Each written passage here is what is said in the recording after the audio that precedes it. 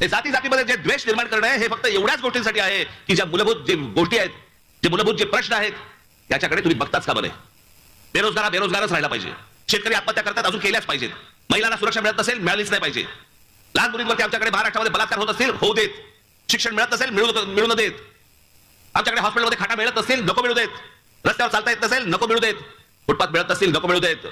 मुलं बाहेर परदेशामध्ये निघून जातात, देश सोडून जाऊ देत. आमच्याकडे विजेचे दर वाढतायत, वाढू देत. महागाई वाढते, वाढू देत. सगळ्या गोष्टी होऊ देत. पण या गोष्टींकडे तुमचं लक्ष जाता का बरं. तुम्ही कशात गुंतले पाहिजेत? तुम्ही जातीमध्ये गुंतले पाहिजे. तुम्ही जातीमध्ये भांडणामाऱ्या केल्या पाहिजे, डोके फोडली पाहिजे एकमेकांची. हे काय राजकारण चाललंय ना बाबा, माझी विनंती आपल्याला हे ओळखा एकदा, हे समजून घ्या. आणि याच्यासाठी काही माणसं उभी केली जातात आणि हे सगळे द्वेष पसरवले जातात. त्याचं कारण तुमच्या मूळ विषयाकडे तुमचं लक्ष जाऊ नये म्हणून. अनेक विषय त्याच्याकडे तुमचं लक्ष जाऊ नये म्हणून तुमच्याकडे तुमचा एक अवयव आलेलाच आहे, मोबाईल नावाचा. आणि मग त्याच्यावरती पण काय काय